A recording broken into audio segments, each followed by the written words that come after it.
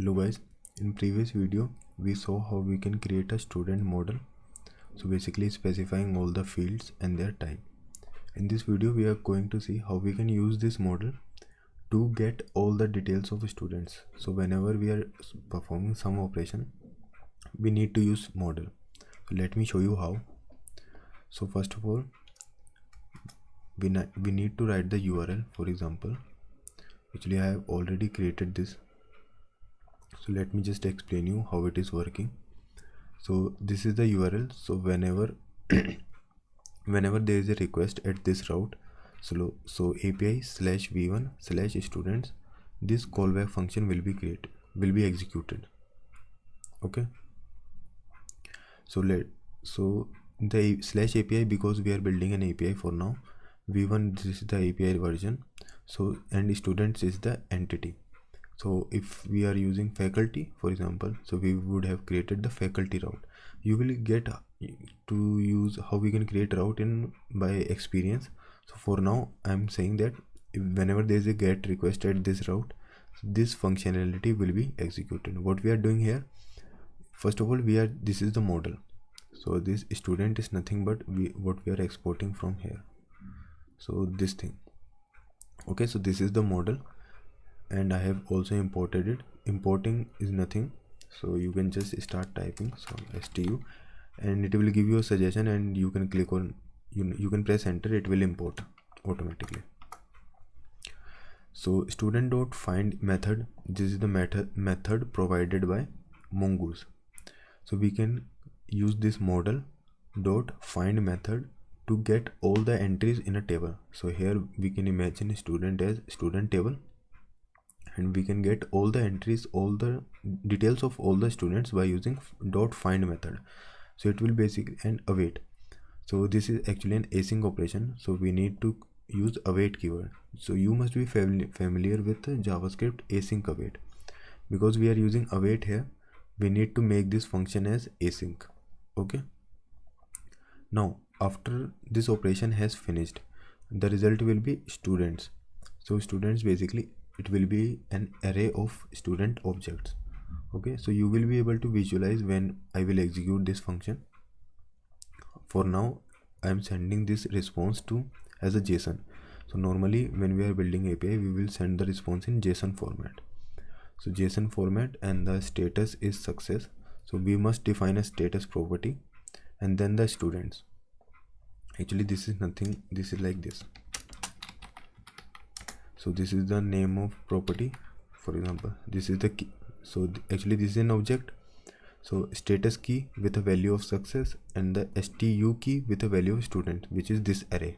It will be an array. So this array. So this is the key value pair. But if you want to make the key and values as same, for example, we can write like this.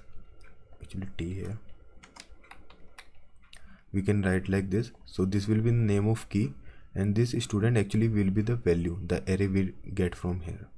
So in JavaScript, if the keys and value are same, so we can just omit this part.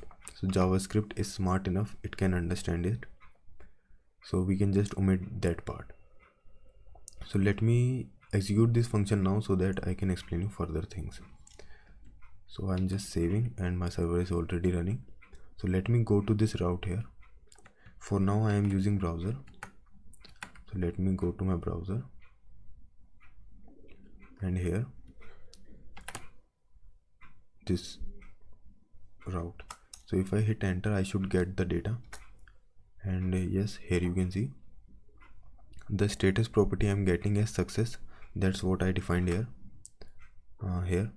And then students key I'm getting with an empty array. We are getting empty array because currently there are no records in the array, but when we will add records, this will make sense actually. Okay, so for now what you need to understand is you need to use await keyword on the model dot find. So dot find method is the method that will give you all the records.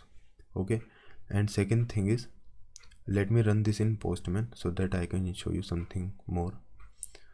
So just like browser, we can also use Postman to make request. So I am going to localhost student slash, actually let me just copy from the browser itself. So I'm copying the URL from here. It is the same thing as browser, but just it is more better. So we can send this request, and here you can see I'm getting the data in a formatted manner now. So status is success and the student is an array, which for now is an empty array. No problem. Here you can see the status code is 200. So you must be familiar with basic status codes, and we can also set the status code. For example, actually it is correct here, it is automatically giving 200, but suppose we want to give it manually. So we can use a syntax like this: dot status 200 and then the JSON function.